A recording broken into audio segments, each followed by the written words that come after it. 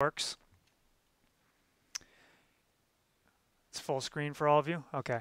All right, so I'm not going to get to kind of use my fancy transition graphics and stuff like that, but I want to make sure everybody can see it.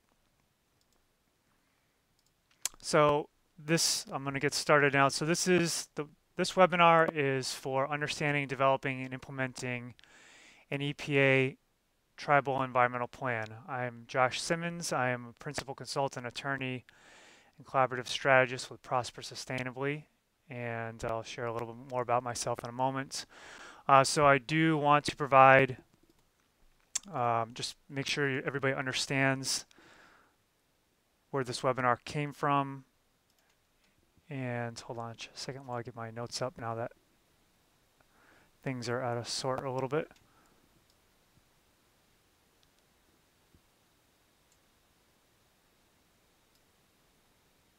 All right, so yeah, thank you for bearing with me. So yeah, I want to make it clear that this webinar is not sponsored or endorsed by the US EPA and should not be considered a representation of their opinions in any way, shape, or form.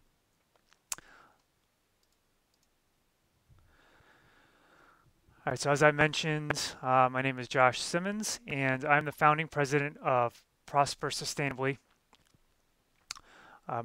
This organization assists individuals, organizations, and tribes in developing and implementing lasting solutions to meet environmental and sustainability needs. I and Prosper Sustainably offer a variety of services. I will share some of those at the end. Many of you know me. I was the director of the Chumash's Environmental Office up in Santa Ynez in California from 2007 to 2014. Had a lot of success there and really helped, I believe, transform that office into one of the leading environmental programs in the nation, although there are a lot of tremendous ones out there. And there's a lot that have some needs, and I'm excited now to be in a greater position to help more tribes reach that level. And during that time, secured a lot of grants, a lot of funding, and expanded. We went from about 2 to 20 plus programs. Many of you also know me from either code, the ETEP waste code development workshops, or as a grant writing instructor. I did a few grant writing courses when I was with the Chumash a couple of years ago through the Bureau of Reclamation and Fish and Wildlife Service. So some of my consulting experience in working with tribes. So I have done 3 ETEP development projects with the Rincon Band of Luis Sueño Indians, Pala Band of Mission Indians, and La Jolla Band of Luis Sueño Indians. The ones with the Pala Band and La Jolla Bands are going on right now. The Rincon Band was the first one that I did. And I didn't develop an ETEP while I was with the Chumash. That's when the GAP guidance had first came out. But I had conducted strategic planning with the Chumash, and this is kind of the precursor of developing the approach and process that I am going to share with you today. I also have done some GAP work plan development. I did that last November, and helping the Chemehuevi tribe prepare their GAP proposal. I've been working on a major code development project for the Cabazon Band of Mission Indians, and that involves developing their air, water, waste, underground storage tanks, chemicals, hazardous substances, and environmental review ordinances.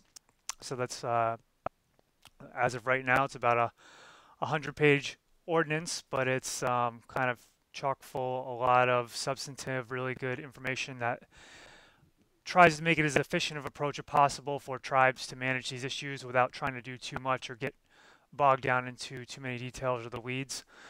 And then also last fall, I worked with the Pala Bands. I assisted them in preparing a Department of Energy grant proposal, and they did ultimately secure that funding for a PV system.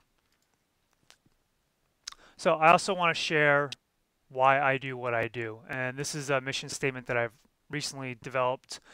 I essentially, for my business and even personally, want to help individuals, organizations, and communities clarify, pursue, and fulfill their potential.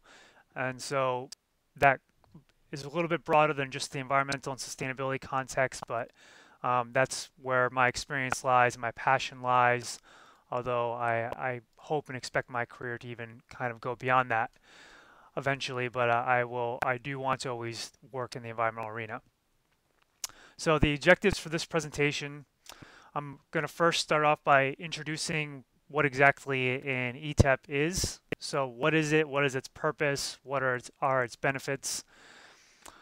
What are the format and requirements for an ETEP? And there's some flexibility there. I'm going to show you an ETEP strategic work plan template. I'm going to walk you through that. That's something that I developed in my work with tribes. I'm going to share how an ETEP strategic work plan can be aligned with the GAP work plan to make that process of developing your GAP work plan and proposal each year easier and more seamless. I'm going to go through the steps of developing an ETEP and then also share some considerations and steps for implementing and updating an ETEP.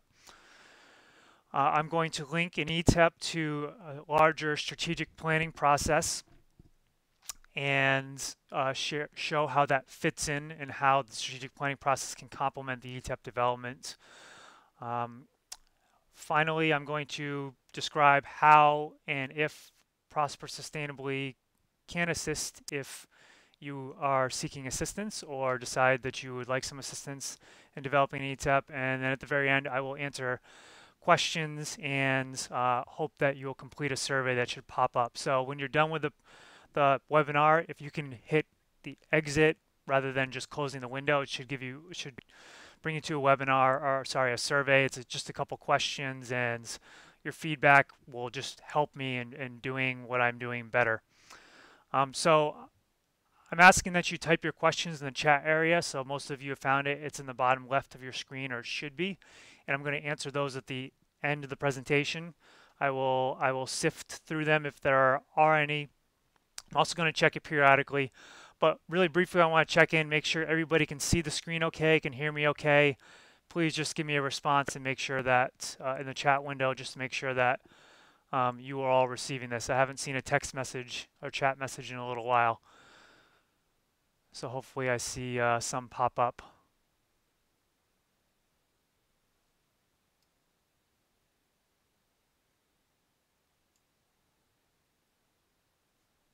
Great, fantastic. And the size of the screen, the size of the text is okay for everybody? Great. Thank you all. I appreciate the feedback. This is a collaborative effort.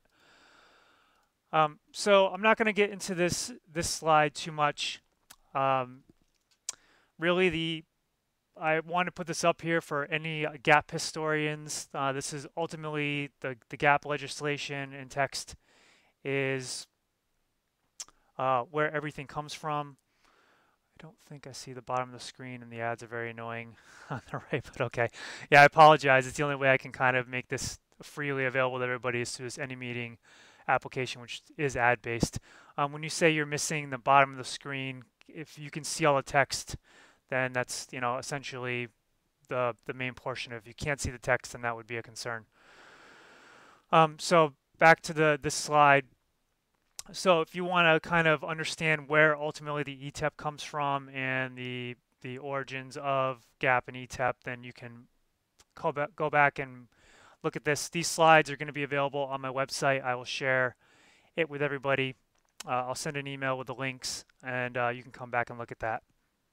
But it's not entirely relevant to our conversation today. So an ETEP is an EPA-Tribal environmental plan. And I think the best way to describe what it is by sharing or just going through the goals that are defined in the EPA 2013 GAP guidance. So I'm going to read through these. These are a summary of that GAP guidance. And I'm going to elaborate on these where necessary. So one of the first goals the EPA stated was to define mutual roles and responsibilities for program implementation. the EPA or the ETEPs are also seeking to establish a joint EPA-Tribal planning process to address tribal environmental priorities and ensure that federal programs are fully implemented. And I'm going to talk about each of these in more detail and what these actually mean as we progress with the presentation. Another goal is to identify the tribe's plans to manage authorized environmental programs, and that is a piece of language that actually I think has been confusing for some tribes, and I'm going to elaborate upon in later slides. Another goal is to identify the need for environmental programs, assistance, and resources. So the EPA wants to know, and this will help you yourself from a tribal perspective understand what resources are going to be needed or what assistance will be needed. Another goal is to establish intermediate and long-term goals to be able to track the progress against, or basically in pursuing both of those intermediate and long-term goals. Ensuring linkage of a GAP work plan, its tasks and its contents with the long-term goals of an ETEP and ultimately of the tribe. For additional goals are to improve the alignment of the work plan activities with those long-term goals and priorities. That was stated in the guidance twice in two different ways. It's meant to better position the tribes and the EPA to effectively build environmental program capacity through the GAP funding program. I think the most important two in terms of making this something useful for a tribe is these last two. So streamlining the approach for a long-term planning tool that can be modified as needed. And I underline that because I think it should be modified on an ongoing basis to be as effective as possible. And it states in the guidance that it's intended to be a living, usable document for both the tribes and the EPA as partners to use in planning and guiding work. And in seeing that and just knowing that plans that are adaptable, that are actually used rather than the ones that sit on a shelf, are ultimately going to help you achieve and reach your goals faster and the easiest manner possible. This stood out to me in terms of what I wanted to develop and share with tribes to make this the most effective, useful process possible. So these are the ETEP goals and benefits that I see. So these are not stated directly in the guidance, although there is some overlap between them or some similarities. So I see the ETEPs as being able to help a department, tribal environmental department programs operate more efficiently and effectively. I think that if done well, you should be able to accomplish more with less resources and more quickly. Now, that doesn't mean that you're going to have less resources. I actually believe that an effective ETEP would mean that you would be able to identify and secure more resources to accomplish more goals and objectives and more effectively anticipate your resource needs. So understanding what funding, staffing, training, and other assistance you're going to need to accomplish those goals. It'll also help you to identify and establish collaborative partnerships, or can do that if done well and effectively. An ETEP can and should help create and maintain alignment with efforts and goals, or maintain alignment of efforts with goals. So you clarify your goals, and then you develop your activities, tasks, efforts, and objectives that are in alignment with those, and then you consistently evaluate those with those highest goals in mind, and not just for your department, but in your staff, but also among leadership, the EPA, and any other stakeholders that may be interested in what your department is doing. So I need a drink of water. It allows you to be proactive rather than reactive with respect to issues and opportunities. I think it really gives you the ability to create opportunities rather than just to respond to issues. And it's, inevitably things are going to come up that you're going to have to deal with, but I think you're in a much better position to do so when you have a strategic foundation in place. And it also helps you avoid chasing funding opportunities or just opportunities in general that don't meet your highest needs. And have been very guilty of that in the past. Working with the Chumash, especially early on, when I saw funding opportunities out there, I didn't necessarily always have a plan or see how they fit, but I saw money. And I thought, okay, well, I need money to keep this office going, and it seems like it could be something that could fit our needs. And some of them ultimately ended up doing it. We ended up developing new programs, and where we didn't have some needs, we developed new ones. But I think it would have been more beneficial. We would have been more effective if I sat down from the very beginning and understood what are our highest needs, and then strategizing the funding opportunities and other opportunities out there to meet those needs. And I imagine, and I'm familiar that the tribes tend to be in a similar position. And I think if you are proactive in this manner, you'll find that there's plenty of funding and other resources out there to meet most of your highest needs somehow, some way. And you're not going to be able to accomplish necessarily everything of all your highest needs, but I think you keep those things in mind, and it's amazing how opportunities just tend to present themselves. It allows you to evaluate issues, opportunities, and activities for alignment with goals. So just being able to do this systematically, when you discover a new opportunity, an issue, or are just trying to develop an activity, being able to do this in alignment in the context of your highest goals is always important to do. So you're not wasting time and resources pursuing something that's not appropriate for you or your office or the tribe. It provides protection against setbacks due to turnover.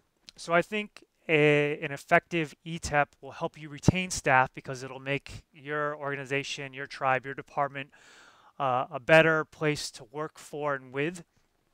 And it also provides easier transition when staff does leave. I mean, having staff leave is inevitable.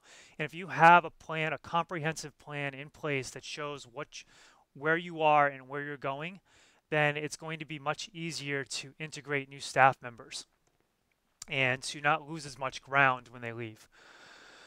I think most importantly, it can keep everything that your environmental department, your office, your program is doing in proper perspective. So I advocate having everything that your office and program does included in your ETEP, not just limiting it to what the EPA funds, what GAP funds, what maybe is environmental, but everything your office does, because instead of just focusing on your highest priorities and keeping those in the plan, the problem with that is you won't be able to understand exactly how much resources you have available to pursue your highest priorities if you don't understand everything that you're doing. So it keeps everything in context so that you can plan appropriately, dedicate resources appropriately.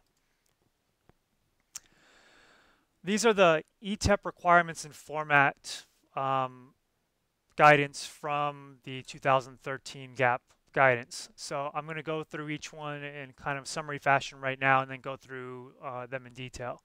So there's 4 main required components in an ETEP. The first one is identification of tribal environmental program priorities, including capacity building and program implementation goals.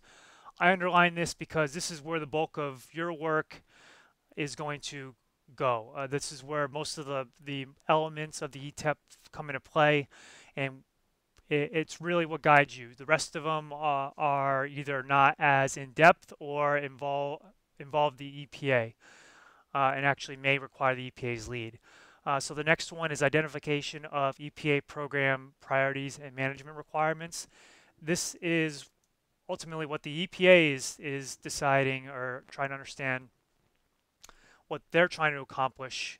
So you have your program, the tribes have their program priorities and requirements, and the EPA has their own program priorities and requirements. Hopefully those are in alignment as much as possible. If they're not, then through this process you should be able to discover and identify how you can create alignment among EPA and tribal priorities and goals. The third requirement is an inventory of regulated entities, and I will get into that into more detail what that actually involves, and that's something that the EPA may be taking a lead upon with your tribe. And then finally, identification of mutual roles and responsibilities. There's actually some overlap between these 4 required components. There's elements of number 4 and number there's elements of 2 through 4 that can be integrated into number 1, are released into an ETEP work plan that I'm going to show you a little later on. The ETEP development and format options are flexible, so I want to emphasize that. I'm going to be sharing a particular approach to it. It's not the only approach to it. There's various ways, but I obviously an advocate of my approach. It's as you'll see from this presentation and the work that I'm doing, I think these things out very thoroughly and try to develop the best, most efficient approach, not just in the short term, but what's going to be most beneficial in the long term. And I've been gaining perspective not just from tribal representatives, but also from EPA representatives. I'm trying to develop something that meets everybody's needs in the most efficient and effective manner possible. So, the ETEPs themselves must address the 4 required components, although the length, the level of detail, and the format can and will vary even among the template that I'm going to provide. It still is and should be customized to meet your particular needs. The time frame of an ETEP should be no more than 5 years. I've heard there's some concerns by some tribes about there being a wanting to have a longer time frame, and I believe that addressing it the longer time frame is more appropriate to do in an overarching strategic plan, and I will get to that eventually during this presentation. The recommendation I have would actually be to develop a 4-year ETEP because that will provide the best alignment with your gap funding cycles. If you have a PPG or a gap that's 5 years, then I think 5-year would be a good thing to do as well. I also recommend that you develop a living continuous 4-year plan, meaning that you have a plan that's always covering the next 4 years. So after every year, you are archiving the year that just passed and adding a year onto the backside, and that helps. That really helps make this process to be the most beneficial it can be for you. And it ends up being, I think, it can be a tremendously powerful and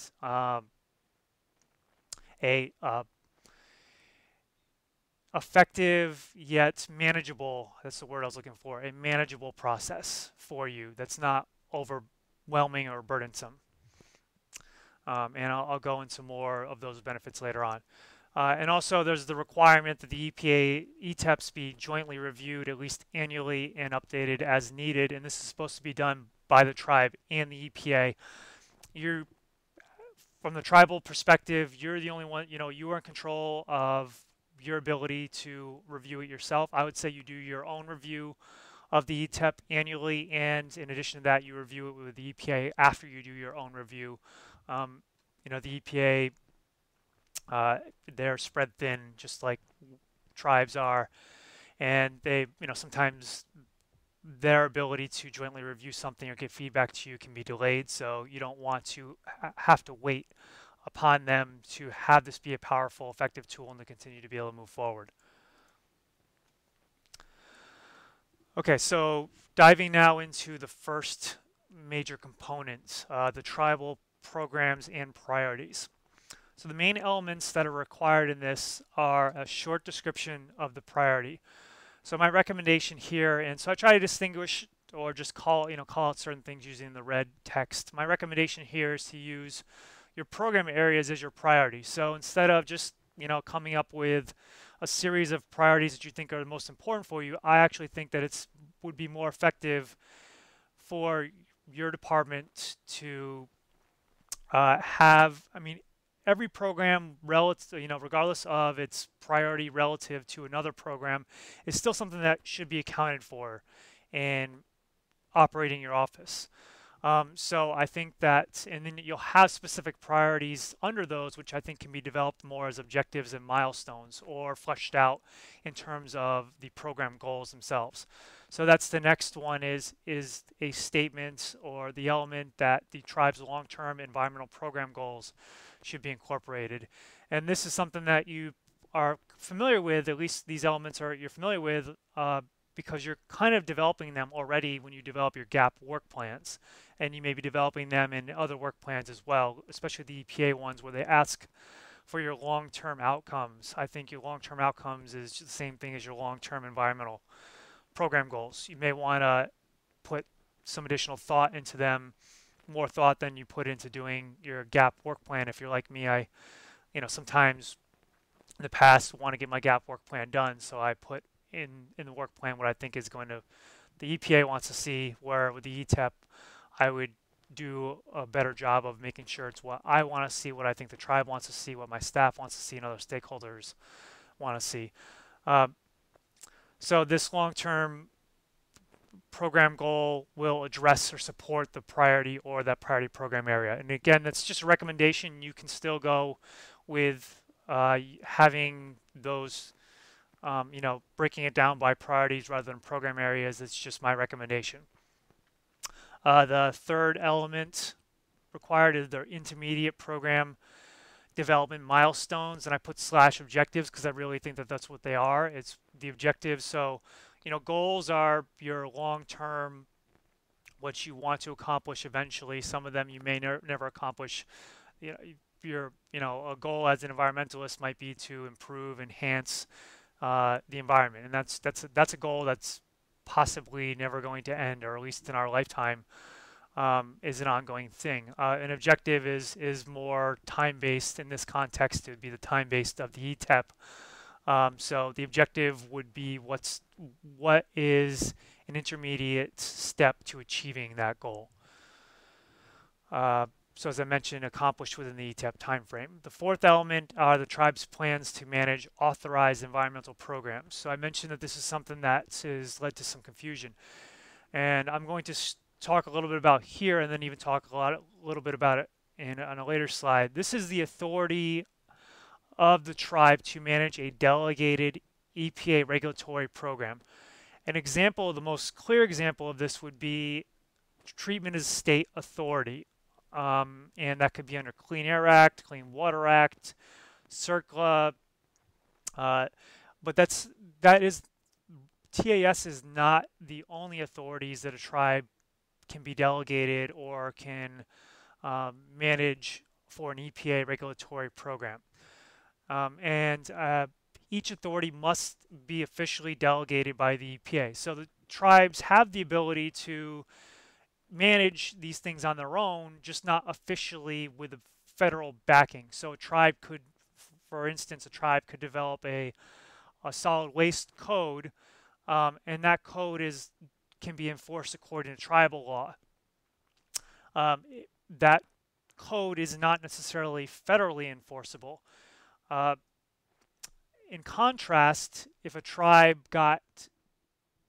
developed a water quality standards and integrated those water quality standards into a tribal water quality code, and those water quality standards, the tribe attained TAS for those water quality standards, those would be federally enforceable.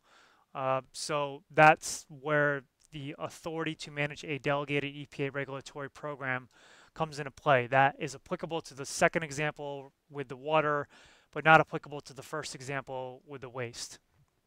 So you could still pursue the ability to manage these programs on your own. It's just a matter of whether your tribe wants to or needs to have that federal backing, that federal enforcement support. The fifth element is needed assistance to achieve goals and milestones / objectives. I'm just going to say objectives from now on. Each time I wrote milestones and goals. So what assistance does your tribe, does your program need in terms of training, technical assistance, EPA direct implementation actions, financial assistance, so on and so forth?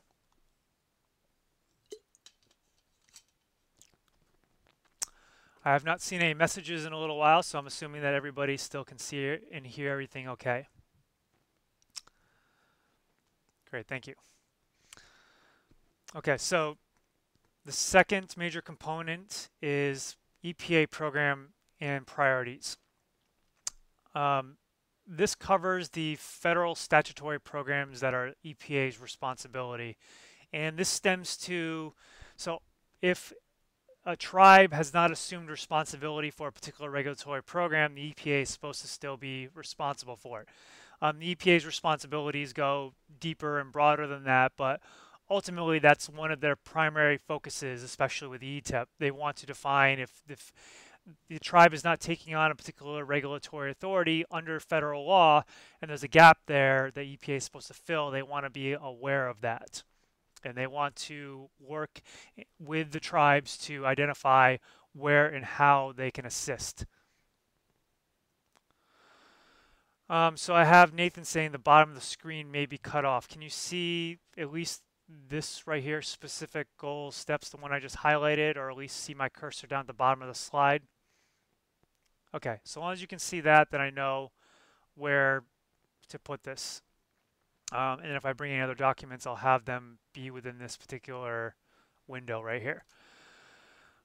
So elaborating upon that, back in the last slide, I talked about the tribe's plans to manage authorized environmental programs. So there's a linkage between that and EPA's program and priorities.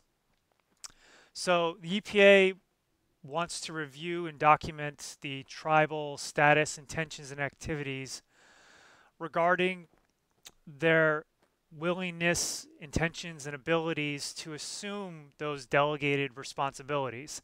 And I created a list right here. I think it's pretty comprehensive of the federal statutes under which a tribe could assume some level of delegated authority from the EPA or the federal government. In terms of at least the EPA's jurisdiction, so the Clean Air Act, Clean Water Act, CERCLA, EPCRA, FIFRA, RCRA, the Safe Water Drinking Act, and then TSCA. I don't want to attempt to read some of those, like EPCRA. That's a pretty, it's a tongue twister. So this can include the EPA's implementation with respect to tribal participation. So this can include EPA implementation with tribal. So these are the different levels. Yeah, and I saw the comment that there's some things that RCRA cannot do. And so, in looking at each of these, some of these are TAS authorities. Some of them are just the tribe's assumption of a particular authority. So an example would be under RCRA. A tribe may want to assume the ability to do inspections under RCRA and to have some regulatory authority. It's not the tribe acting on its own behalf or the tribe assuming that regulatory authority. It is the designated person or designated agency from the tribe acting on the behalf of the EPA doing something. So that level of what they choose to do can be cooperative. So the EPA, yeah, and I did mention that, but thanks, Luke. And I'll come back to that in a moment. The EPA, the tribe could choose to help the EPA. So the EPA could be implementing something on the reservation or within the tribal jurisdiction. The tribe could be assisting by going out and helping with investigations, providing information. The tribe, possibly if the EPA allows it or the statute allows it, the tribe could assume some of that delegated responsibility. The tribe does always independently have their ability to regulate these things on their own under tribal law. So I guess coming back to the UST example, the tribe could assume some responsibility to do inspections and enforcement of USTs under federal law. The tribe also has the ability to develop its own UST codes that are enforceable under tribal law, which may not necessarily be enforceable under federal law. So the tribe can actually concurrently enforce both at the same time. There's various levels. So I mentioned TAS. There's non-TAS delegation. There can be MOUs or memorandums of understanding or MOAs, which can be intergovernmental. In some instances, that might be an intergovernmental agreement with the EPA. This isn't really as much a concern with the EPA, but a tribe could develop an MOU or an MOA with a state to help them with some of those regulatory needs. So, whether that's part of the EPA's responsibility programs or priorities, that's a discussion for them. There's the DITCAs, and just keep in mind the available authorities, as I mentioned, will vary according to which statute you're under, and these are discussions to have with the EPA. I think if you are interested in kind of understanding these, and especially if you are interested in assuming some authority under the Tribal New Source Review, either the minor new source review or the major new source review, then you refer to the manual that was developed by ETEP, which is on the EPA website. And that actually does a very good job of breaking down some of the authorities. It doesn't cover all of them, but it shares a lot of the authorities in context of the Clean Air Act under the new source review authorities under the Clean Air Act. So the establishing and integrating the EPA program and priorities into an ETEP is to be done by the regions, so the EPA regions in coordination with the tribes and with the EPA headquarters. One suggestion I have, which is actually for the EPA, would be to provide, and I've shared this with some EPA officials, is to provide a checklist for each tribe, and there may be one, there actually may be some in development, but it's providing a checklist for each tribe, a complete checklist to indicate that the tribe completes, indicating their status and intentions for each regulatory authority. So with the Clean Air Act, Clean Water Act, even under RCRA. So under RCRA, I mentioned the UST, which isn't like a TAS authority. It's just an ability to administer a particular aspect of that, subject to, on behalf of the EPA. There'd be a list of, there could be a list of 10 or so for each one, and the tribe would state what, under this I have, for the example, the tribe would state its status, whether it's applicable or not applicable, if it's not pursuing, if it's in development, if it's adopted, or if it's adopted but they're in process of revision, the need for it. So if it's high, low, medium, or none, or not applicable, if you don't have any underground storage tanks, then you don't necessarily need to assume any regulatory authority for underground storage tanks. A goal, so you could the tribe would specify a particular goal with respect to that particular authority, if any. Then we could start to spell out maybe the next steps, just very summary fashion, and then the time frame with which the goals, the next steps would expect to be accomplished, and that could help everybody be on the same page.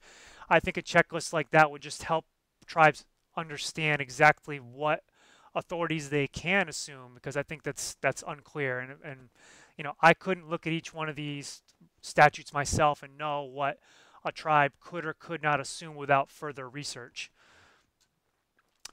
Those specific goals, steps, and related activities that the tribe wants to pursue regards to assuming those particular regulatory authorities should be integrated, in my opinion, into the ETEP. So, there's this separate process for developing these with the tribe, with the EPA, but I think that element 4 from that last slide, the tribe's plans to manage authorized programs, there are objectives and steps to achieve that you can and should, or in my opinion, you can and should integrate into your ETEP work plan, strategic work plan. The third component is an inventory of regulated entities, and again, there's overlap between doing this and how you can integrate this in your strategic work plan, because there's a variety of steps that you should and can and should include. So I've been told that the EPA is planning on providing a list of the known regulated entities to each tribe as a starting point, so the tribes don't have to go and find out which entities within their jurisdiction are regulated under federal environmental statutes. These can be looked up with a variety of tools. One they mentioned in the GAP guidance was the facility registry system, and I provided the link there. I assume that this is going to be one of the main things the EPA uses to find which entities are being regulated. And then really the steps during this process should be, as I mentioned, entered as objectives and activities. So if you're drafting the ETEP right now, developing this inventory should be one of the objectives that you have within the ETEP work plan, and then as you progress through it, you can update that. The tribe will update that once the EPA provides that list. If the tribe wants to wait to get that list, then the tribe will update it with additional regulated entities. A particularly ambitious tribe could just go to those databases or go to their knowledge base and start developing that inventory on their own if they choose. And so that the tribe updating that inventory is an objective and activity that I think should be included in the ETEP with tribal responsibility. The tribes may want to have a broader inventory. So the EPA is going to be focused on the entities that are regulated under federal environmental statutes, Clean Air Act, Clean Water Act, RCRA, CERCLA, so on and so forth. The tribe, that there's specific ones, they're going to be focused on the ones that need permits. So I'm going to talk about underground storage tanks again.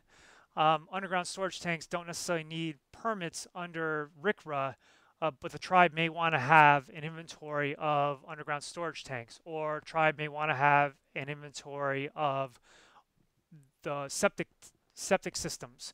The tribe may also want to have things that are off reservation. So you may want to keep an inventory of, or develop and maintain an inventory of what's going on in your surrounding jurisdictions, especially properties that are adjacent or anything that could affect your tribe.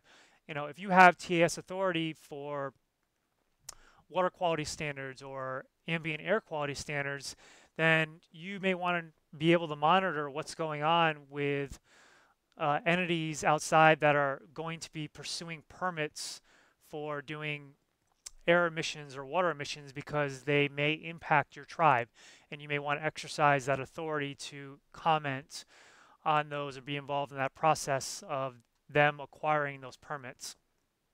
So as an example, the inventory should be updated as appropriate. So if there's operating status changes, there's new facilities, etc. If you know these things on your side, then updating that inventory, maintaining that. So that can be just updating that can be entered into your ETEP work plan as an annual thing to do. So to at least look at that annually, discuss it with the EPA annually, and then go make sure there are no major changes or new facilities each year. The presence, does 3 apply if a tribe doesn't have reservation? Technically I don't think if the tribe didn't actually have jurisdiction or if the tribe did not have its own jurisdiction, then this probably would not apply. Luke may be able to verify that. My initial instinct would say if a tribe does not have it, you may want to develop and maintain an inventory, but since there's no EPA regulated entities within the jurisdiction of the tribe, then it really is like they're on either state or federal property, which is they should already be accounted for.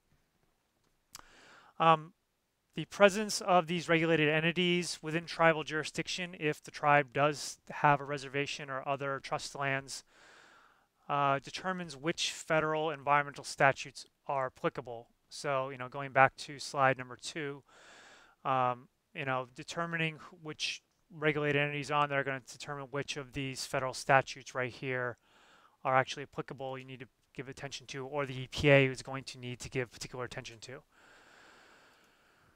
The next component, number 4, mutual roles and responsibilities. This is defining activities to be conducted by the tribe and the EPA within the ETEP itself, including what the tribe is going to do to support the EPA's direct implementation of those federal environmental programs.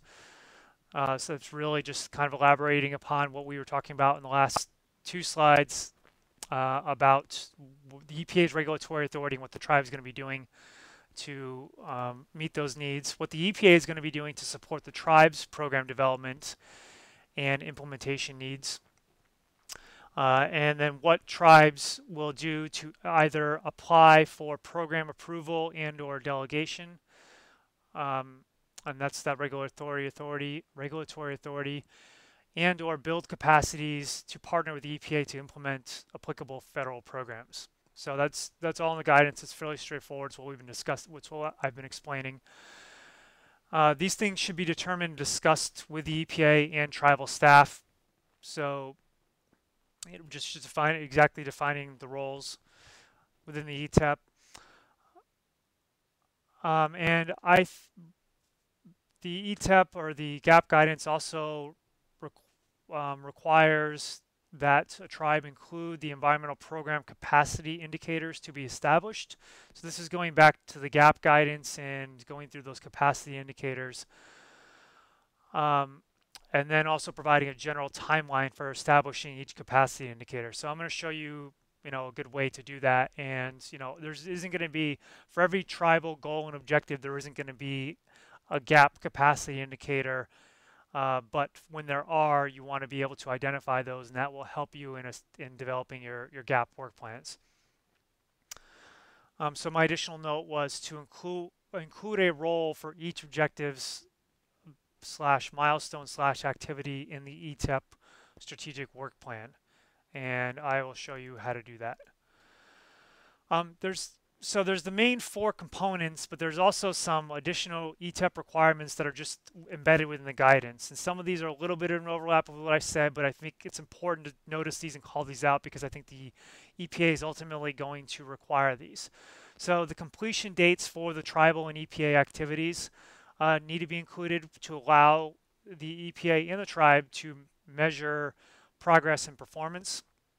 Those progress indicators or progress measurement is supposed to be included. So, progress measurement, I'm saying in other words, is performance indicators. And this helps indicate how the tribe and the EPA are going to monitor the progress toward their respective goals and allow them to monitor their progress toward each other's goals. Annual work plan joint evaluation to include the EPA's activities. So that evaluation, when you do that joint evaluation, you want to make sure, or this is more you holding EPA accountable for their part of this, is making sure that when you're doing that joint evaluation, they're not just focusing on the tribe's activities, but they're also looking at their own activities.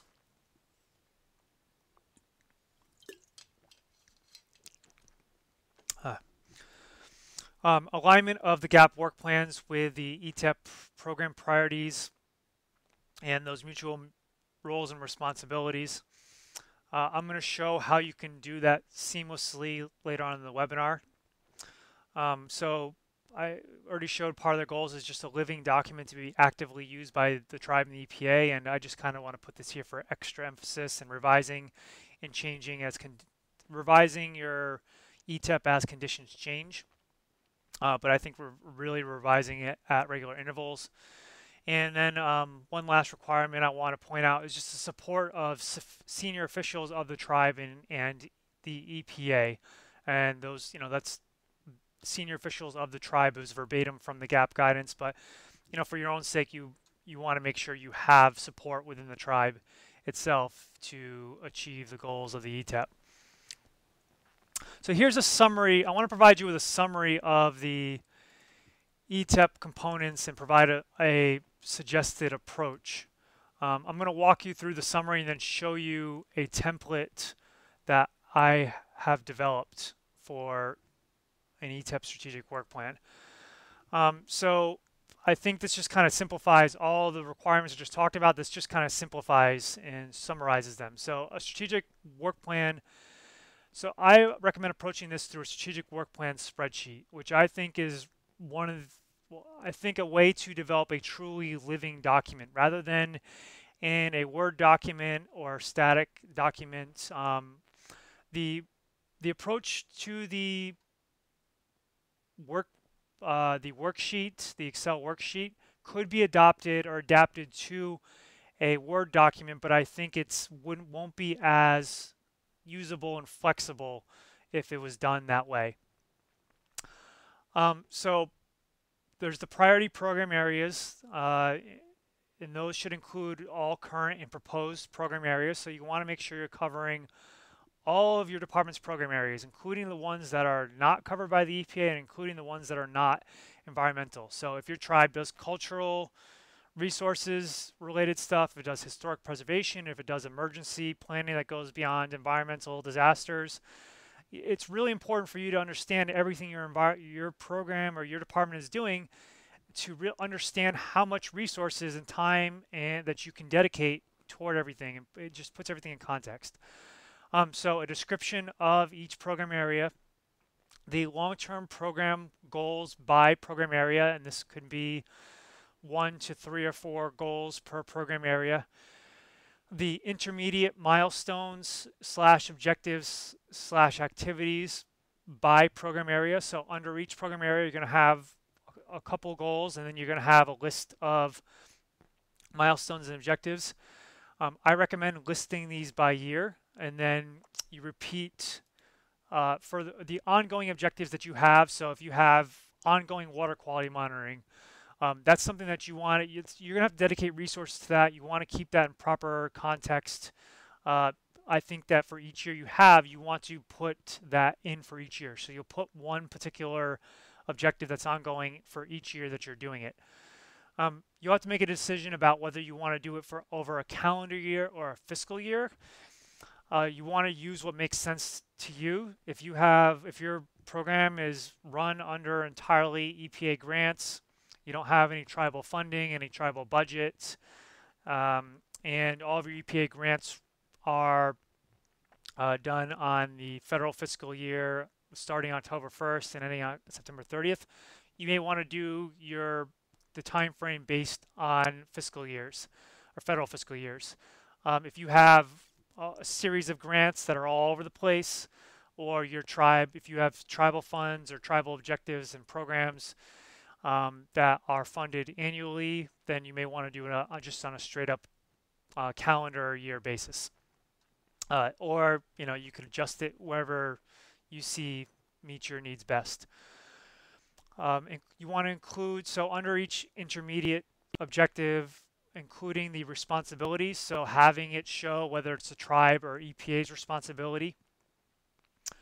And then for the EPA ones, EPA objectives, adding those once they're established. So once the EPA agrees to a particular objective or activity, integrating that into the ETEP strategic work plan. The critical objectives and milestones should include, as I mentioned before, preparing the steps or multiple activities that are involved in preparing that inventory of regulated entities, and the pursuing of authorities to manage EPA statutory regulatory programs.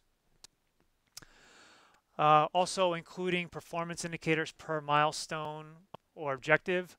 I mean, this simply can just be your outputs or deliverables, but you can go beyond it and talk about performance metrics, goals, or anything else you want to keep track of to monitor your progress. But at minimum, you're going to need to provide the outputs and deliverables for your GAP work plan and for most programs. So I think that at minimum there needs to be some performance measures in the work plan. So I think at least focusing on those will meet that requirement. And then the last thing under the strategic work plan spreadsheet, indicating the needed resources by goal or objective. Some of those needed resources will actually be embedded as objectives. So identifying, pursuing, and securing funding is something you're going to need to do for a lot of your objectives, if not all of them.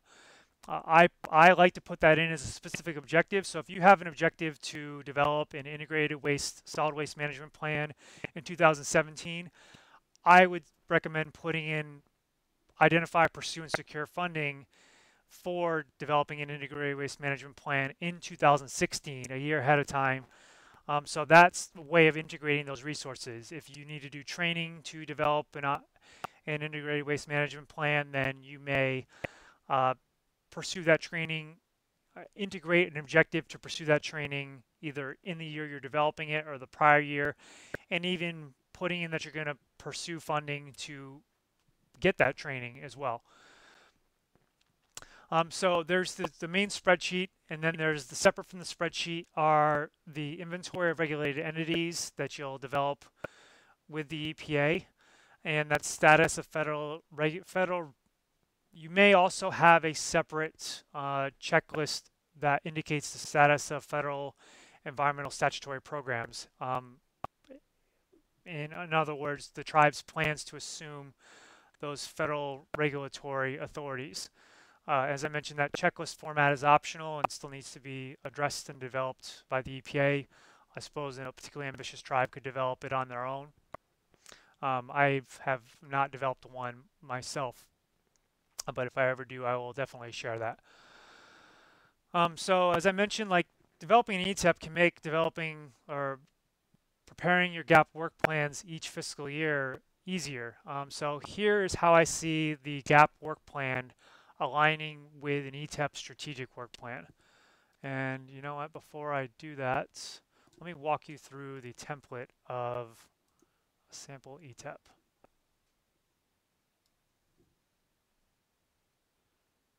Okay, so you're gonna have to let me know whether you can, it's not set yet, but I wanna make sure everybody can see it.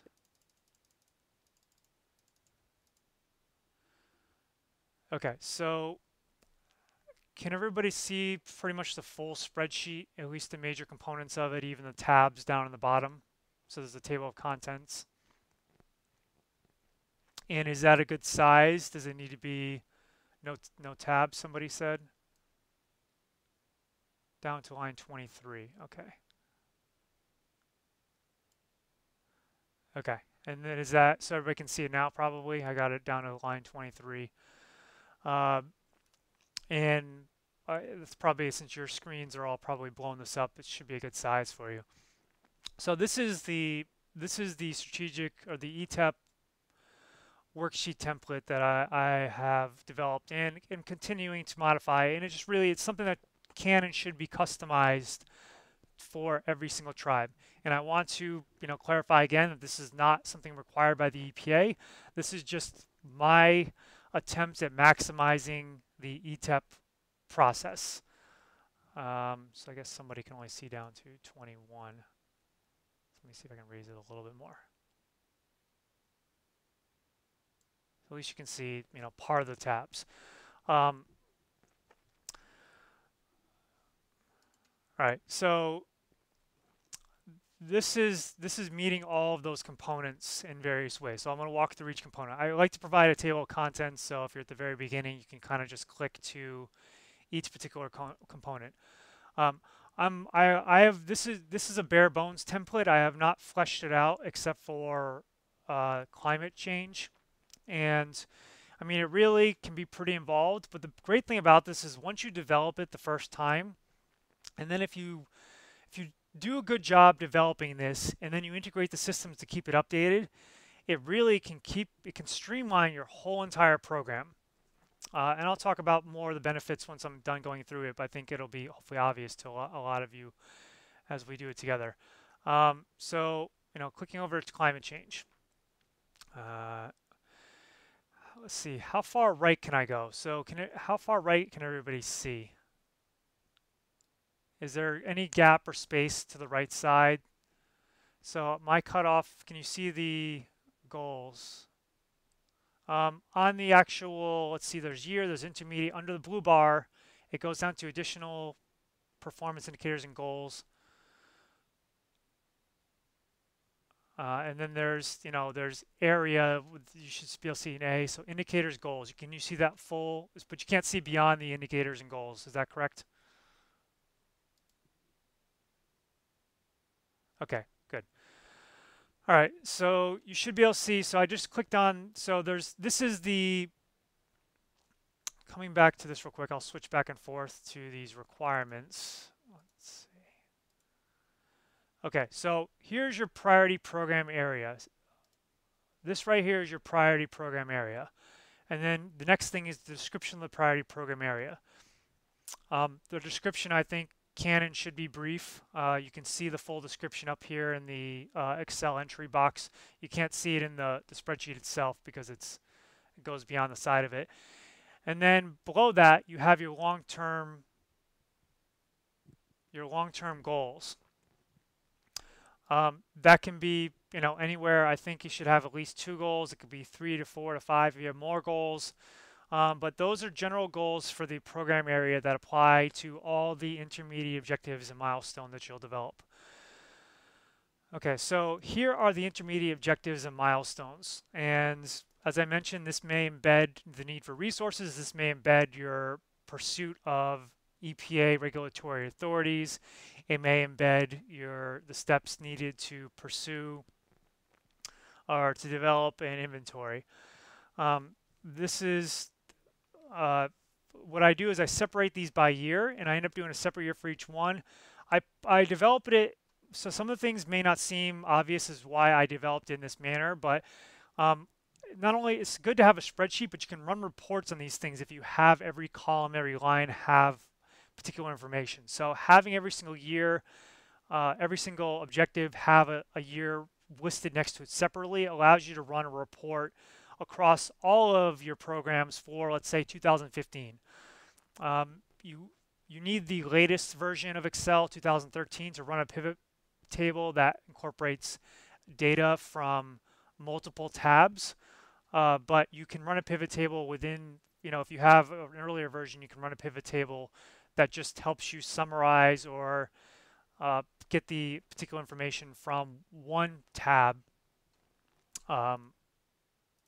without that ability to include all of them, which is still, I think, very useful. So as I mentioned, one common theme among these is there's threads. So a common thread in this one, there's several threads. One goal that you may have is to develop or prepare a climate change vulnerability / risk assessment and report. So you want to do that in 2016. In 2015, you're going to want to get the funding to do that. And then in 2016, you'll see that right here is that's an objective you have for 2016. I think it's better to keep the high level objectives in here, not to make this too particularly detailed. At least from an overarching level, working with the EPA for your program, your department or program managers could take this and then create a more detailed one, but I think there should always be a bare bones copy like this or a higher level copy. So another thread would be to get funding to prepare a climate change adaptation plan. So there's the adaptation plan, and then you prepare the adaptation plan. So you pursue funding in 2016 for that. You prepare the plan, let's see, right here in 2017. And then in 2018, you actually can begin implementation of the climate change adaptation plan. Some of these goals, and so this is a very general goal. Since you don't know what's in the climate adaptation plan, you can't really specify what implementation is going to involve. So I think it's good to have a placeholder here that you're going to do some implementation. When you develop the plan in 2016 and then you're updating this in that year or the following year, and you know what specific things you're going to do to implement the adaptation plan and in what years, then you can change this to be more specific, and then you can spread it out among whatever years you see. If you know that right now you don't know what's going to be involved, but you imagine that's going to take at least 2 years to implement it, or it's going to be done on an ongoing basis, then you just put this same particular one in. If you had 2019, you would put it there as well. I have a mistake right here. I think this should be 2018 as well. So the next column is CIs or capacity indicators. So I've tried to put little notes to share what some of the things are if it's not completely obvious. If there's a capacity indicator, a gap guidance capacity indicator number, then it's important, I think it's wise to enter that right here, and it'll make developing your work plan a lot easier later on. If there's multiple ones, include multiple ones. So in this instance, most of them are under air. Doing a greenhouse gas emissions inventory, I fell under a particular capacity indicator under the pollution prevention one. But there will be some that there is not a capacity indicator for. So preparing a climate change adaptation plan, there actually is a capacity indicator associated with that, I believe. I just, I got to update this. But implementing the climate change adaptation plan would not have a capacity indicator because it's not capacity building. It's not something that's under the guidance. But it's still something your office wants to do and pursue. It just means that you're probably going to need to pursue funding elsewhere to do it. And you just want to keep it in context. In the EPA, it's good for them to see and know this because they can help you, they can understand these needs, and they can help you identify those additional resources. And maybe another EPA grant would come out that would allow you, that's not GAP, that would allow you to pursue that. You may be able to implement an adaptation plan under the Clean Air Act, either now or in the future. One thing I recommend too is you can only do so much within your office, and you can only do so much within 4 or 5 years. So you have limited resources, limited staff, limited funding. But there are things that you would like to do, or you may do if, let's say, you get the funding to do so. So I think it helps to put these possible activities here. So something that you want to do or you may choose to do down the road, to conclude that, and then you can run reports that show those things as well. To just meet that requirement of making sure that you demonstrate your plans to manage statutory environmental regulatory programs, you will embed your objectives to, let's say, obtain TAS for air quality standards or ambient air quality standards. You would embed that within the objectives themselves, but I think it's good to summarize what those are or to indicate that there aren't any.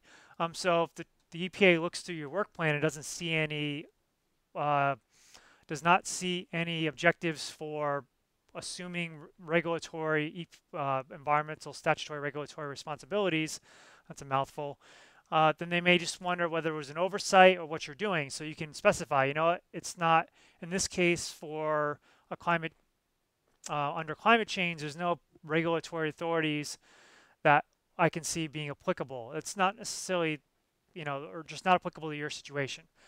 One thing I like to put in here, it's just like a supplemental additional thing to have. It's just possible funding resources. This is not required information, but I think important to have. Okay, so the next column is, this is the, there's the under intermediate milestones I mentioned that they need to be time-based. They need to include a responsibility. That responsibility is to the right some, so I put that under role. Oh no, so there's roles and there's responsibilities. Role is whether it's the tribe or EPA that's going to be doing it. Responsibilities are going to be further to the right. I'm not, whether this needs to be included in the ETEP or not, it's not entirely clear, at least the staff level, but you're probably going to need to consider this for your own internal planning. You may need to include some of this information into your GAP work plan. So I think including your staff, primary staff responsibility and estimated work years, if there's a secondary staff responsibility and estimated work years, and you can add columns for additional staff responsibility. The beauty of doing this is if you fill out this worksheet and you do this every single year and you enter kind of estimates of how much time for each staff member, you can run a pivot table among all of these tabs and a pivot table report very quickly and see what it adds up to and see whether you are if you are overstretching a particular staff member or you are not giving them enough work to do. And obviously you want to have those discussions, and that staff member should help you in determining how much time it's going to take them to work on a particular objective. But I just think it's a very powerful planning tool, and you need to put in the work years to your GAP work plan anyways. The one other requirement is those performance indicators. So your outputs and deliverables are a performance indicator. You could choose to put additional performance indicators and goals if you want to or choose to. The area is just an entry to run more effective reports. So putting climate so that when you run a report, you can filter which areas or which programs that you're looking at a given time. I also like adding categories. So you might, pursuing funding or planning or partnering or implementing, educating, so you can get an understanding of, you can create your own particular categories and run tables that limit or filter out particular categories. You can add urgency, you can add the status of where you're at, a due date if you want to, estimated cost, if you do end up securing funding, how much you did secure for that, the source of that, notes, links, references. So these are just examples. All these things do not need to be included. Some of them do, and I've indicated which do, but some of them don't. And you could add more fields if you want as well. So this is really meant to be an effective thing for you. And so I have them for different categories. So there's for air. In terms of what you do for your categories, this is just a very general one, or at least, relates, it's similar to some of them that I've worked on. There are some environmental emergencies is like a unique category. Land use is something that doesn't necessarily fall under the purview of the EPA. Green marketing and public relations, I think, is an opportunity for tribes and environmental departments, and something that I was doing with the Chumash. And pollution prevention and greening activities, I put sustainability under here. Sustainable landscaping, agriculture, toxics, waste management, water, wildlife, and then a general category. So you don't want to just account for the programmatic, the main programmatic stuff. You want to account for everything your office is doing, everything you want to keep track of. And your general administrative and financial responsibilities are important and do need to be accounted for as well. And I do provide some examples you'll see in a moment. And this is where I can create a pivot table of something. So I can actually create a pivot table. Let's say I just want to look at the climate change activities for year 2015, or by year. Let's see, I'd have to actually go back and get these to show up properly. It's something about the, okay, so rows, columns. I haven't done this in a little while. Oh, it's because it's on sum, that's why. Let's see, let's put it over here. So yeah, so you could look at, very simply, you could produce a report really quick that breaks down by year. You just want to see the objectives you're doing each year. You can do that very quickly. You could filter out which staff members are working on things. So just to show you some of the power of what you can do with these pivot tables, or with this report. So let's get back to the presentation.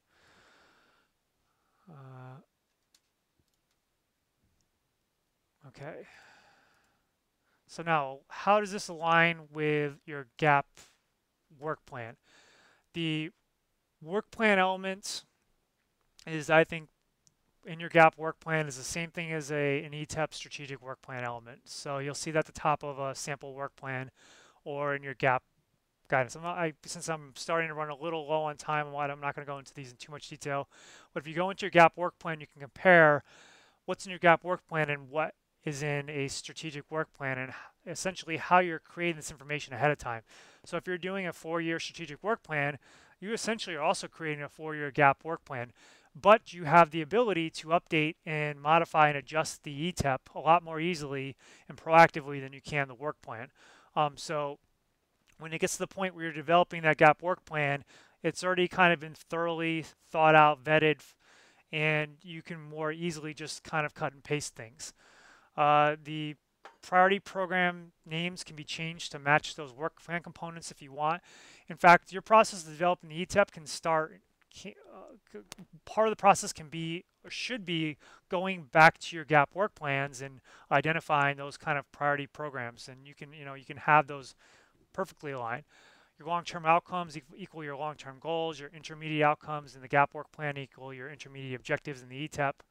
Commitments are those objectives as well, so there's kind of a combination of these two. The commitments are really your intermediate objectives and milestones fleshed out a little bit, or maybe broken down into multiple activities with additional detail. The components, capacity indicators, you have the same thing in each. So you're putting those GAP capacity indicators in your ETEP work plan. Outputs in your GAP work plan is the same thing as the output /deliverable/performance indicator. I mentioned the roles. Your end date can be the due date or just simply, the year, depending on what level of specificity you want to have with your gap work plan. Your responsibilities, your work years, and then the estimated commitment cost is the same. I believe you're going to be required to develop. This may change eventually, but work on the assumption that you're going to have to develop your gap work plan separately from your ETEP. It may be possible down the road that the EPA requires a more integrated, seamless system or approach for this. I've heard from at least one EPA person where this could be combined. But just realize that developing an ETEP does not mean your gap work plan is developed. You're going to have to copy and paste this information into the work plan and flesh it out and adjust it to make sure that you're meeting the format requirements of the gap work plan. Okay, so here are the steps for developing an ETEP, and some of this is a little bit of well, this is really the nitty-gritty. So this is the approach that I take, and I think an approach that you can take as well. The first step in this process is researching and scoping. So what I do is I gather, review, and extract information from relevant internal documents. And there's lots of different ones. There's your past TEPs, your environmental inventories, recent and future gap or grants work plans, narratives, budgets, and reports. So what I do is I request this information from a tribe. I'll get the program narratives, plans, assessment, feasibility studies, environmental codes, regulations, compliance documents. You don't want to limit it to just your environmental department's information, internal information. You also want to get general tribal information as well. You want to make sure the strategy you're developing for your environmental program is in alignment with what the tribe is doing overall, and you also want to see if the tribe's doing stuff where you can anticipate their needs as well. So getting the general tribal strategy or land use documents or anything that provides general information about the direction the tribe is going that may have environmental implications is an important thing to review. And then you can supplement these with interviews and discussions with your staff, leaders, and other internal stakeholders. So I gather all this information, I comb through, I organize, and I analyze it, and then I use this to begin the development. So there's the internal scoping. I would call that the internal scoping. And then there's some external scoping you can do. So gathering, reviewing, and extracting information from relevant external documents, including but not limited to. After I do the internal scoping, I will then go and I do some organization analysis of that information. I will go to the gap guidance and I will look through the capacity indicators or focus on the capacity indicators and identify other possible objectives, activities, and milestones that the tribe's environmental department may want to pursue. And then when I'm doing this, I'll record the relevant capacity indicator number so that I don't have to do this later on. I don't have to go back and find it later on. I'll look through environmental grant funding announcements that are ones that the tribe may not have. I'll look through environmental agency guidance, so not just the EPA, but it might be Department of Energy, Fish and Wildlife Service, USDA, and RCS. So looking through their guidance documents about their goals and objectives, you may discover new goals and objectives that you have. And then you can supplement these with interviews and discussions with agency representatives, external stakeholders, etc. When I approach this, I also have my own knowledge base. So my experience working with the Chumash, my experience working with other tribes in developing those. So I kind of have my own internal database, either through the projects I've done or just in my brain. And also I just, I'm a fairly creative, intuitive person. So I tend to come up with new ideas or see opportunities and synergies that may not be obvious. And, having that outside perspective can help as well, whether it's me or whether it's an agency or somebody else who can kind of take a look and provide some fresh ideas. So the next step is developing and prioritizing that list of objectives and milestones. So after organizing and mining all of that information in that research and scoping phase and organizing it, I'll organize it by program area. I'll work on defining those, so I'll make the recommendation in terms of what I see coming up as the most appropriate program areas. But of course, that ultimately comes down to how the tribe, how the environmental department is going to define those. That process can also include performance indicators. So if you want to kind of consider what are performance indicators of accomplishing certain goals. So an example would be if you're doing a waste site cleanup, a performance indicator might be how much waste you actually clean up, what quantities, what types. Might be the environmental improvements in the water, in the soil. It might be the specific deliverables themselves. So the removal of that waste. I think so once you have that list, you want to note the high, medium, and low priorities, and then if something's not a priority. So I just, I think a way to do this is just kind of going through it and highlighting highlighting like green, what's a high priority. Don't highlight something that's just a medium priority, and then maybe highlight yellow, something that's a low priority. And then if it's not a priority, then, maybe highlight it red. I think, I would not recommend deleting something that's not a priority unless you know it definitely will never be pursued, because you may want to put that in the possible list. You just may want to keep it there for future reference. You want to review those objectives and priorities with your staff, leadership, EPA, and other stakeholders and refine those to really discern what are your highest priorities. And then from there, you're going to develop once you have those priorities, so let me just show you an example. I'm not going to go through it in much detail because we're running short on time. This is going to be on my website as well. Let me shrink this down a little bit.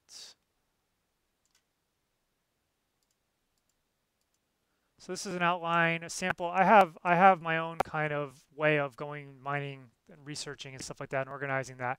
I didn't have an opportunity to create a template from it, but I did create a template from my outline of program areas, objectives, and performance indicators. I like to use headers and create tables of contents to make these things easy to navigate.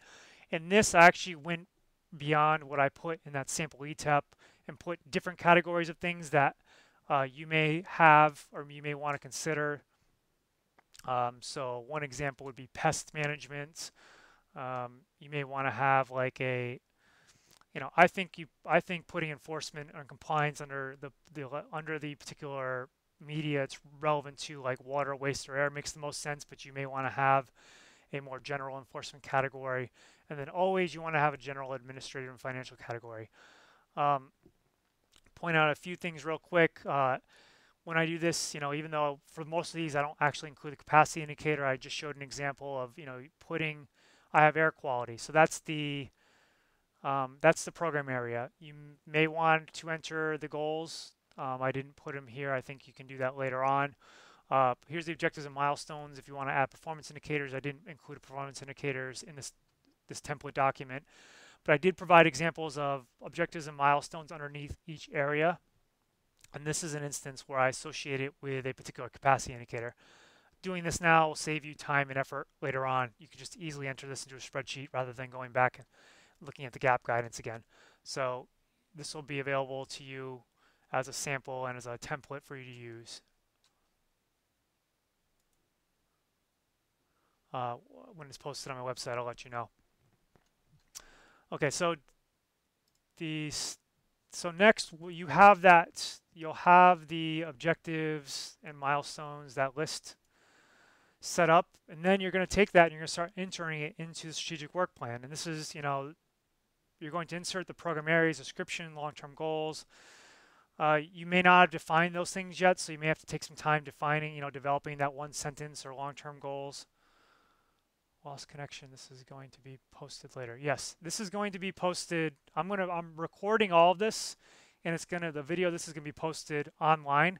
So it looks like I'm going to be going a little bit. Well, hopefully not more than too much over time. Looking at probably 10 or 15 minutes. So all of it's going to be recorded and available to you.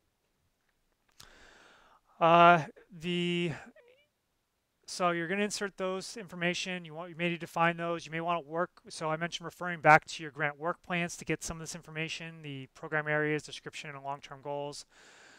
It may help to define your description and long-term goals after inserting the objectives. I find that you have objectives, things you're working on right now. once you clarify and organize those, I think it'll actually make your long-term goals more, easier to develop. I personally find it pretty easy to establish those, uh, but it just really each circumstance is different.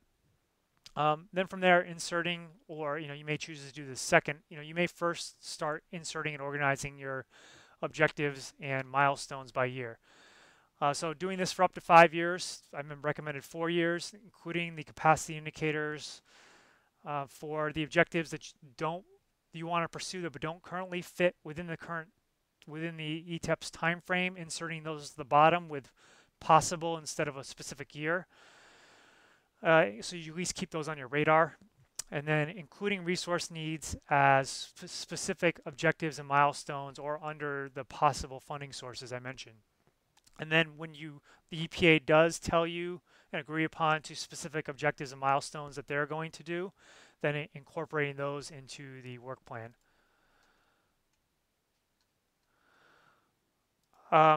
You want to insert any plans you have to manage the statutory environmental regulatory program, so breaking that out in particular objectives, but making sure you discuss and determine that with not only tribal leadership and staff, but also the EPA and other stakeholders. So you don't want to be committing to pursuing TAS or to be assuming a delegated regulatory authority before your tribe actually agrees to do so. Inserting additional required information. And the last point too, your tribe probably for most of those will need to actually have some type of formal agreement with the EPA to assume responsibilities, but in some instances that may not be required, but just you want to make sure everybody's on the same page. You require additional information, insert the required additional information. So there's performance indicators, which can be limited to those outputs and deliverables, the role, responsibilities, due date, work years, estimated cost. As I mentioned, the EPA roles for particular objectives must be agreed to by the EPA. And then you can insert optional information. So any additional performance indicators or goals, the area, category, urgency, status, notes, links, references, possible funding sources, amount of funding secured funding sources, and or anything else you may want to track, anything you think that's going to be useful for you.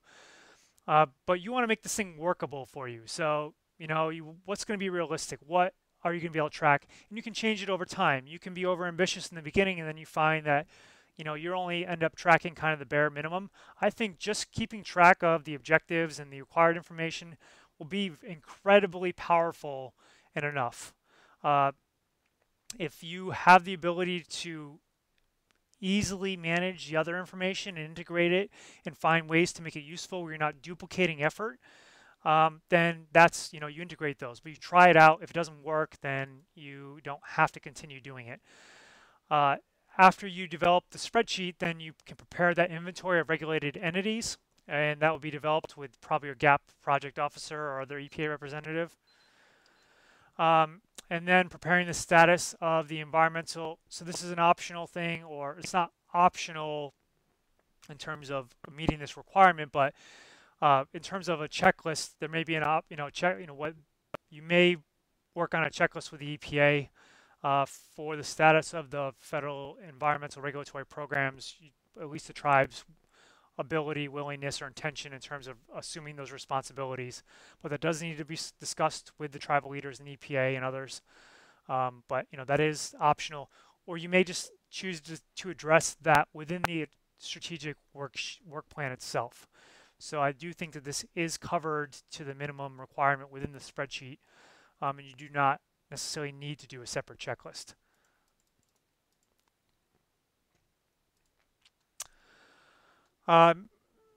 Implementing and updating ETEP. So to me, an ETEP is a centralized blueprint and performance monitoring system for your entire tribal environmental department.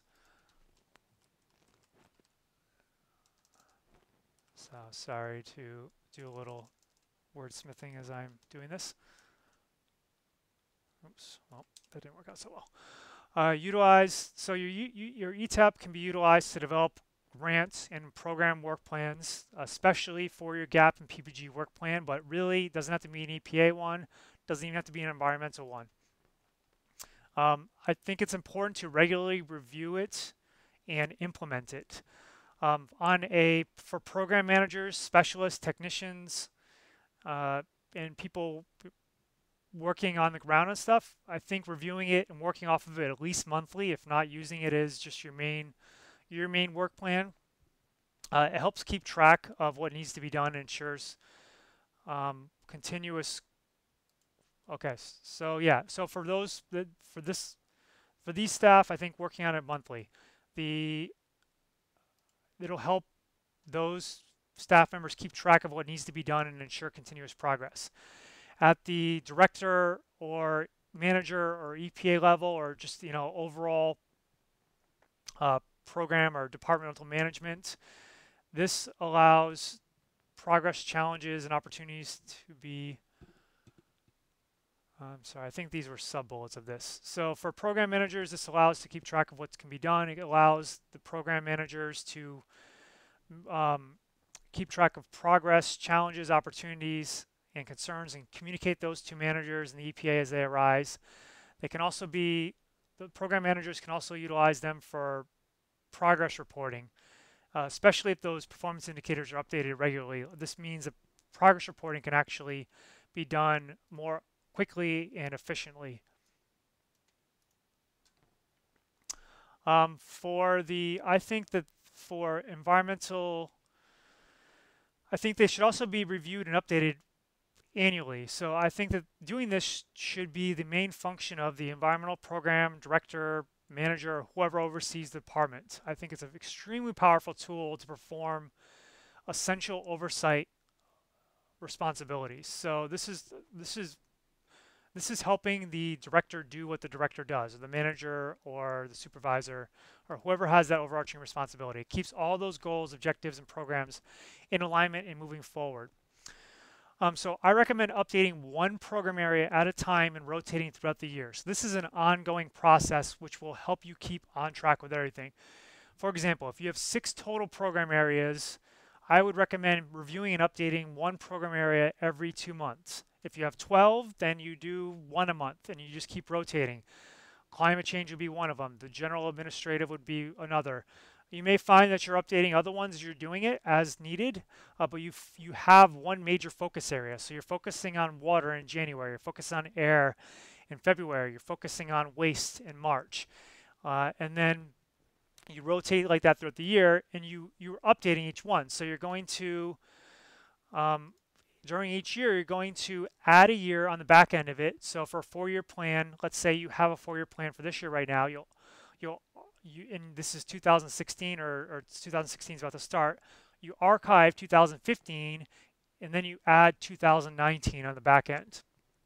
So it does become a living perpetual plan. Oops, sorry.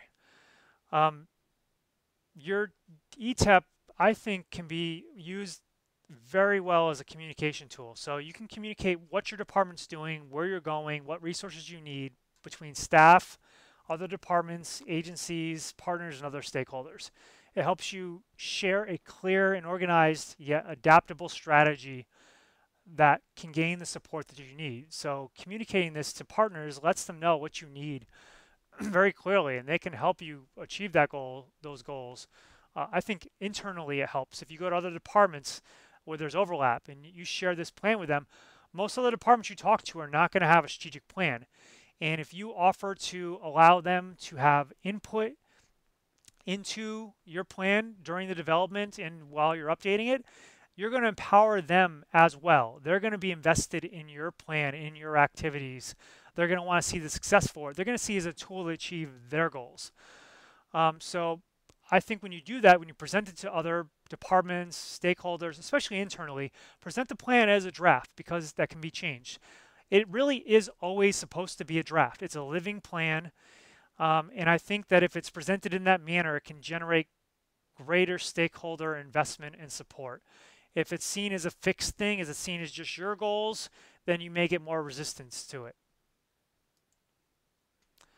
So just some general ETEP advice. I provided some of this, include all programs and activities that are the responsibility or within the scope of your department. Don't just include what can be funded or regulated by or under the EPA. The templates can and should be customized to meet your needs.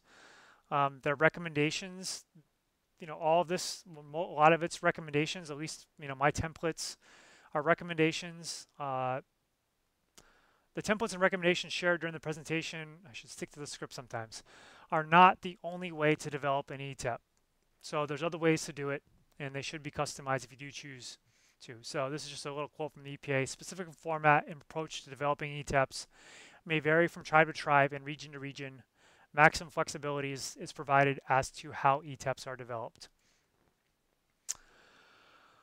Strategic planning and ETEPs. So I want to share how these things can be linked and how you can make your ETEP perhaps even more powerful. So I think if you combine them, they can be, if well done, they can be incredibly powerful.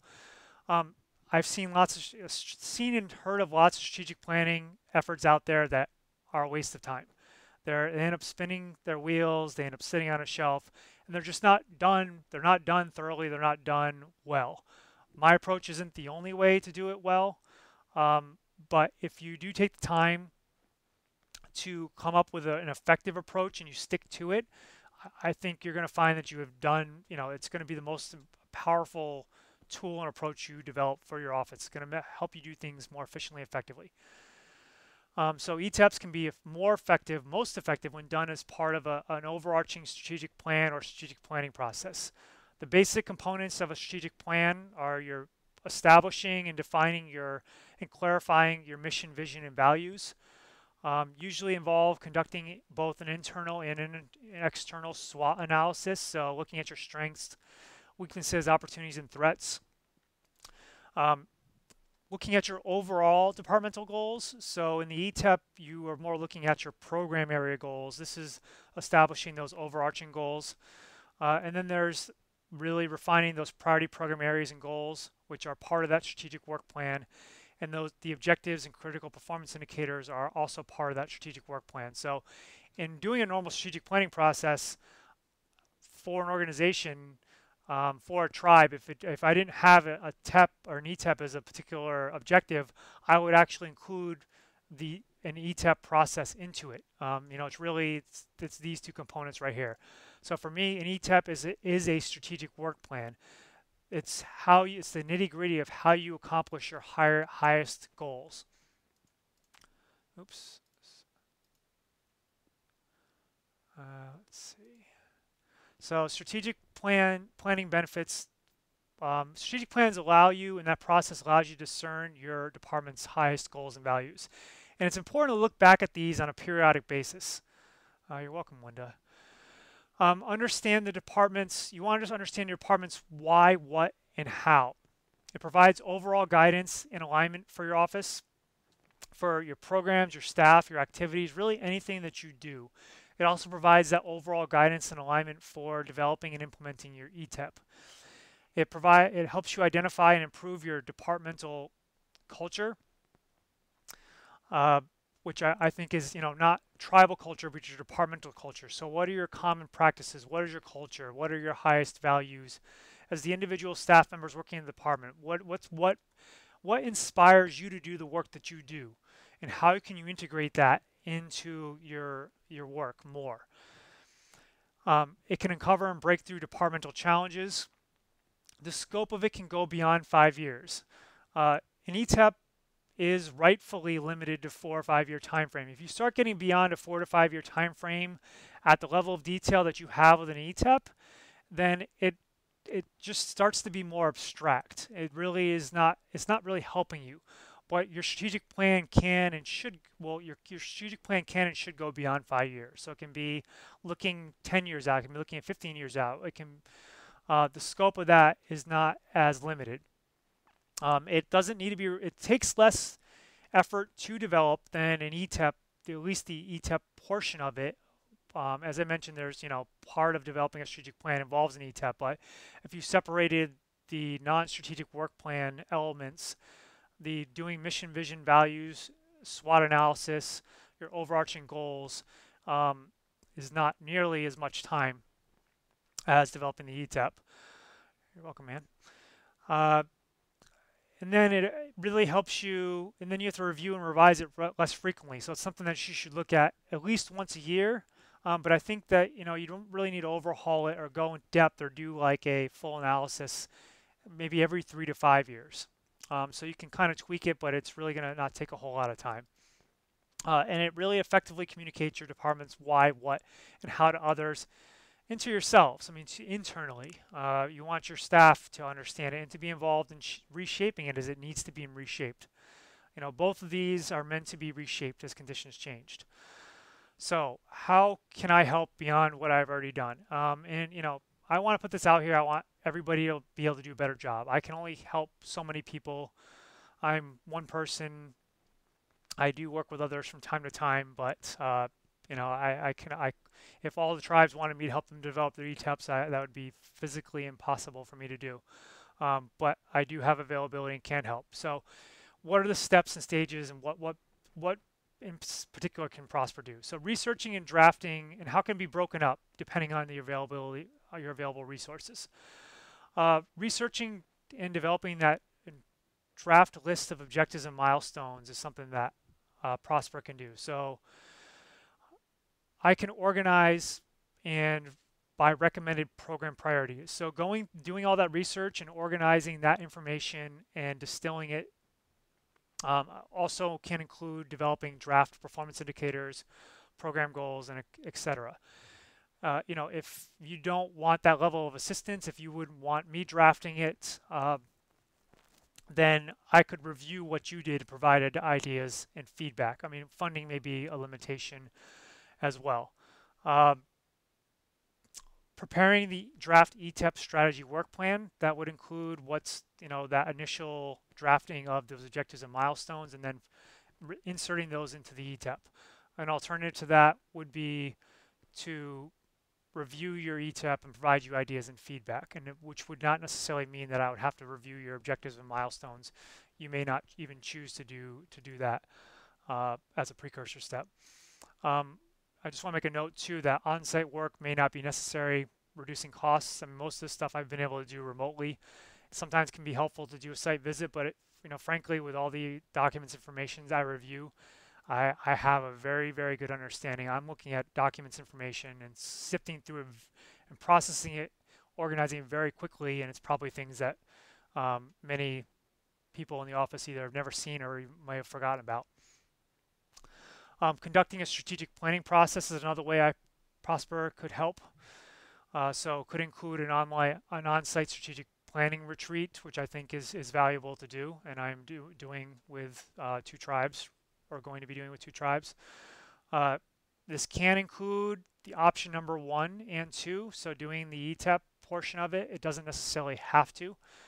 And also just assisting with the ETEP review and revision process. So if you have an ETEP in place, I can help facilitate your review and revision process, and or I could do the research, obtain input, and draft the updates based on your feedback. So all of this is done. I'm basically just doing what you want to do according to meeting your needs. I'm listening to you, and I'm putting what you want down on paper in a system that's workable for you, crafting it, customizing it to meet your needs. So something to consider too is, whether you need Prosper's assistance, and whether working with Prosper is a good fit. I have kind of high need, good fit on the left side, and low need, poor fit on the right side. If you have limited staff time, I think there's a higher need and a better fit versus an abundance of staff time. If you have a lot of available staff time, raise your hands. So these are factors too. So this isn't like saying that, if you're in one section or the other, you need assistance or not. Important factors: available funding.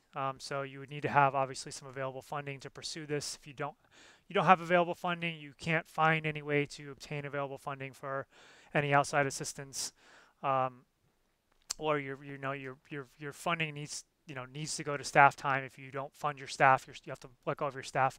I don't want you to let go of staff to hire me. So if you are stretched that thin, use your staff to do this.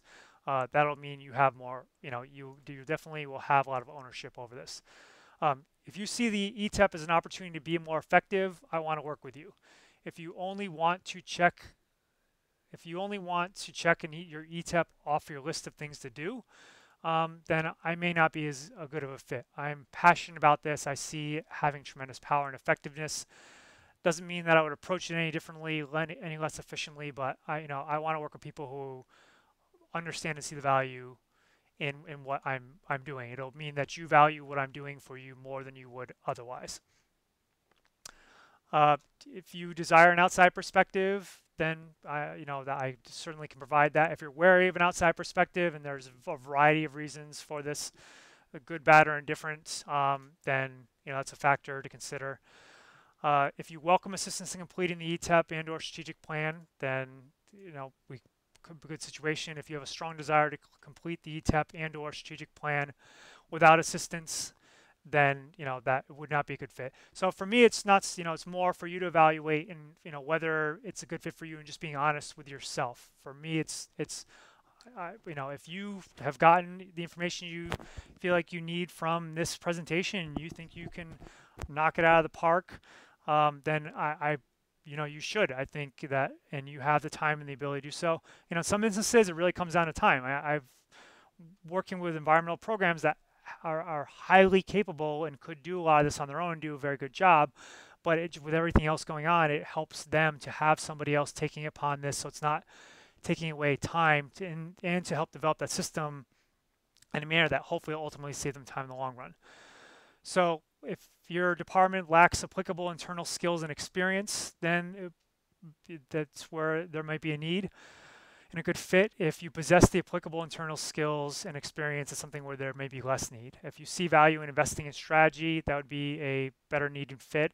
If you prefer working project to project versus working on strategy, that would be less of a need and fit. And lastly, if you are willing to invest the time and effort in this process, that's a good fit, although I guess that's not really applicable. I mean, you may find that you're actually spending more time on this if you're, and it's more of spending the time and effort in strategic planning as an ongoing thing. If you're willing to invest it on an ongoing basis, it's a good fit. If you want to spend a minimal time and effort on this, not only in developing this, but in the long run, then the downside of that is you may not reap all the rewards, and you may not save the amount of time down the road that you could save. But I just wanted to share that. Benefits of prosperous assistance, and there's only 2 more slides. One of them is just more of a concluding statement. Help you maximize the value of your ETEP and strategic plan. I will definitely ensure all the ETEP requirements are you meet all their ETEP requirements but in the most useful manner possible to your department. I'm very systematic, efficient, and effective, and I hope I've demonstrated that into my approach of both ETEPs and strategic plans. I mean, I a lot of experience, a lot of training. I'm an attorney as well. I'm very detail-oriented. I can process. So I have the ability to process, review, and organize an extensive amount of information quickly. I'm experienced. I provide a fresh perspective. It can provide an experienced, fresh, and insightful perspective, offer creativity, idea generation, and innovative solutions. I do have knowledge of available resources, whether that's funding, training, partnerships. I'm also good at identifying opportunities that others may not see. I work quickly and efficiently, so I definitely keep it on project, on task, and moving forward. I always customize the approach to meet clients' goals and needs, so I would definitely make sure that I'm listening to and meeting your needs. I'm passionate, energetic, and at least I've been told enjoyable to work with. And I think very important, at least distinguishing myself from other consultants, and just, I never really met anybody else who has the experience that I have. And I understand how to work with and for tribes. I have 7 years of experience with the Chumash. Been working with as a consultant for the last year on various services for tribes. So I think that's kind of a critical thing. I understand what those things that people who have not worked with tribes just don't understand. And I don't have to explain any further because you all do understand what that means. Other services, if you need any other assistance, drafting in tribal environmental laws, grant writing, project management, resource management plans, program and project planning, feasibility studies, business planning, market analysis. And something that I'm starting to roll out too is collaborative personal strategy, which is, I don't like the word coaching. I really do think that it should be a collaborative process. I would say that what I've gone through today is actually collaborative organizational strategy. So my final note and message is that an effective and consistent investment of time and effort into developing and implementing a strategic plan and an ETEP will save you time and save your department time in the long run while providing the straightest, quickest path to achieving your department's highest goals in a lasting manner. I would like to add that, in a lasting manner, regardless of whether you work with Prosper on this. And these are highly important yet low urgency activities, developing an ETEP and doing strategic planning that I hope you won't neglect.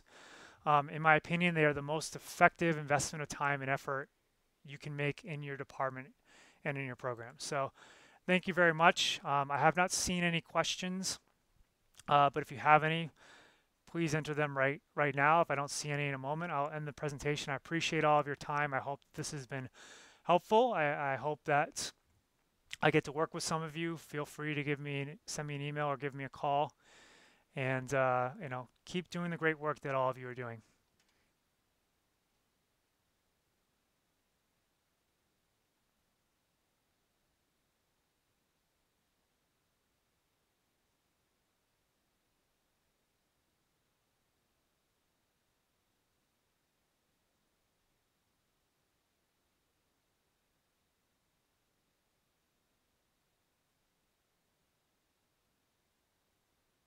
And I do want to remind people that there is, I think when you exit or when I stop the presentation, there will be a survey at the end. So please especially like the feedback on what went well and where I can improve. So, and thank you very much for all, all the feedback I'm getting right now.